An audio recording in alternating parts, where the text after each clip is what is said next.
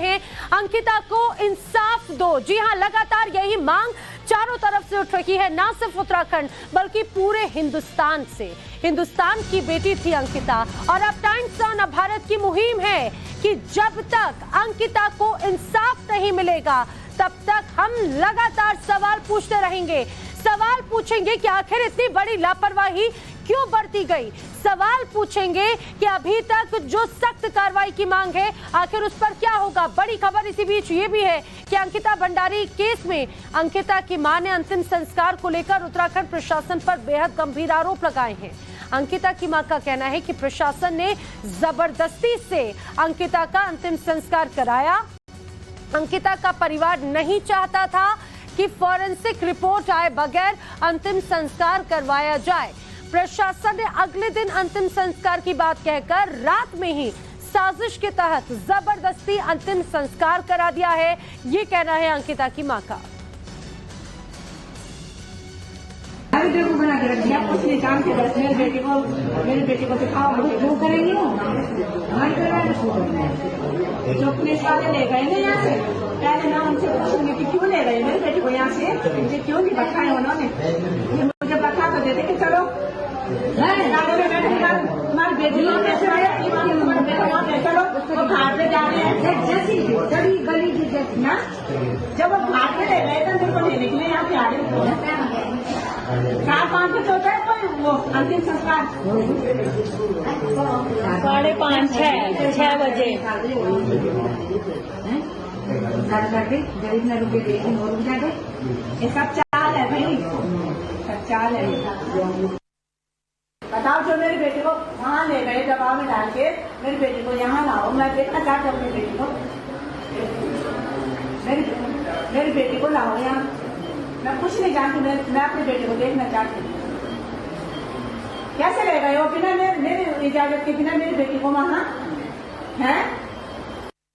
हम लोग भी वहाँ पे थे और उस टाइम हमें बोला गया है बॉडी का अंतिम संस्कार कल होगा और हमारे सामने बॉडी हमारे सामने नहीं आई, घर बाहर हमारे सामने मामा जी को बोला गया चलो आपको छोड़ के आते हैं। ऐसे धोखाधड़ी में आप लोग ऐसे काम करते हो एक जिम्मेदार ऑफिसर होते हुए।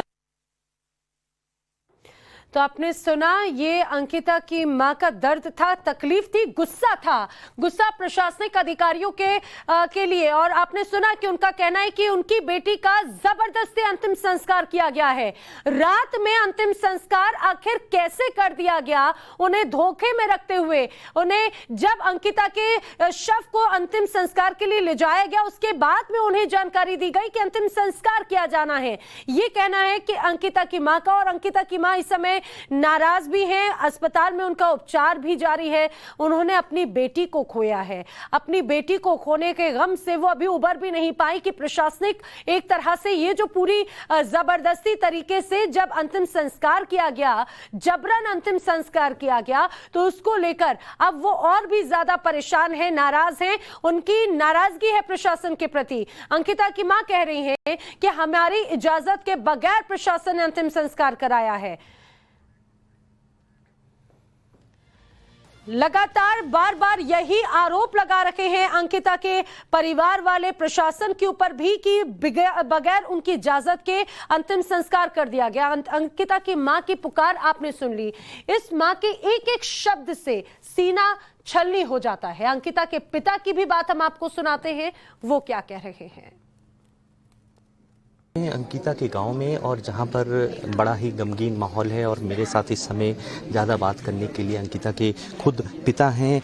मैं आपसे जानना चाहूँगा, कल जो इंसिडेंट हुआ, कल जो दाह संस्कार का मामला हुआ, आपका आरोप है कि आपके द्वारा नहीं कहा गया था बल्कि सरकार ने अपनी मर्जी से करा दिया, क्या है उसमें से? नहीं, वो मेरी अनुमति की मेरे अनुमति से हुआ कि मैंने कहा मेरी लड़की का देह संस्कार करो, तब जाके इन्होंने फटाफट गाड़ी में रखा, क्योंकि मैं प्रशासन का कोई दबाव नहीं था मेरे पे।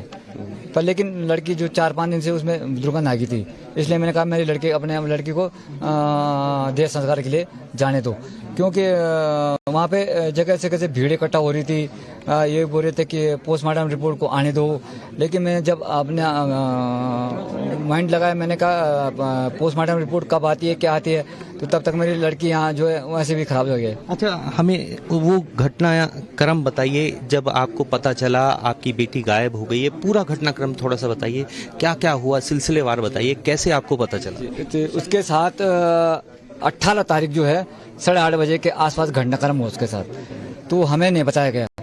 फिर उसने एक लड़के को बोला कि मैं गलत जगह फंस गया। फिर 19 तारीख 4 बजे के आसपास उसका फ्रेंड है, उसने बोला कि अंकिता कल रात से गायब है। तो 19 तारीख को होटल मालिक पुनीत आर्य ने कहा कि आपकी लड़की 19 तारीख सुबह यहाँ से लापता है, जबकि 18 तारीख को वहाँ से 8:30 बजे के बाद किडनैप करके थी उन्होंने। फिर मैं यहाँ से 6:30 बजे के आसपास यहाँ से मेरे चाचा जी के लड़का भगवान सिंह और हमारे यहाँ के गोली नाम का एक तो गाड़ी लेके गए। तो यहाँ में पहले पौड़ी होते देवराग होते सीधे मुनि की रेती में गया। तो मुनि की रेती मैंने पता कि मैंने कहा ऐसी बात है, तो वहाँ मेरी लड़की रहती थी। उन्होंने कहा आप लक्ष्मण झूला जाओ, लेकिन तब तक कोतवाली रिस्क केस पड़ता है। तो वहाँ एक बिलकदार के एक सतीश चंद्र जी मिले मुझे, तो उन्होंने तुरंत फोन किया लक्ष्मण झूला के कि भाई इस नाम की लड़की जो यहाँ से किडनैप हो चुकी है होटल वालों। तो उसके बाद फिर 12-1 बज गए थे नाइट को, तो मैंने हॉट वहीं किया, रिस्क केस में किया। फिर वहां से चला मैं सुबह लक्ष्मण झूला के लिए। तो आपने अंकिता के पिता